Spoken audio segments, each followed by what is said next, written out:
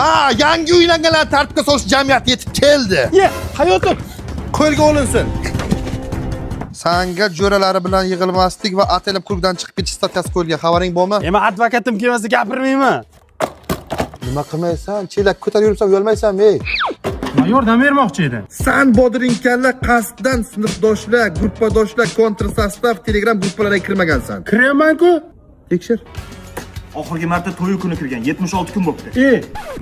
San darmayt, shafqatsizlarcha choyxonaga bormagansan. Topdimmi? Men ko'p boraman, faolman. Faolmisan san?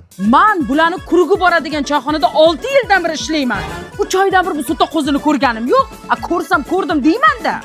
Guvohman. Siz nima deyapsiz? Boramay qoldim-da bir safar. Sardor sinfdoshing san to'yingga kelgan, kuchukdek xizmat qilgan, to'yini ham bergan, lekin sen to'yiga bormagansan, qaytarmagansan. Hayotim, biz o'sha kun qayergadir ketuvdik, ha? Ha, biz o'sha kun qayergadir boruvdik. Singlim yolg'on guvohlik ham statya bor. Shunga qilaqalik. Pulim yo'q-da. Puling yo'q edimi sani? Mana o'tgan 15 million pul rasol qilgan, lekin hammasi jinski magazin. Mahalladagi hamma kameralarni tekshirdik, uylangandan beri ko'chaga chiqmagansan. Yolg'on, men har doim ko'chaga emas, uyga umuman kirmayman. Ekspertiza. Oxirgi Manot opa 3 oy oldin ushlangan bu dastak. Bu uygami? Men buni Rossiyaga ketgan deb o'ylayman. Nima bahona qilasan yana? Jinoyat jazosi qolish kerak emas. Olib ketinglar buni. Hayotim sizga bir kun qo'lga tushasiz degandim-ku. Men baribir qochib kelaman. Bizdan hali hech kim qochib qutulmagan kim?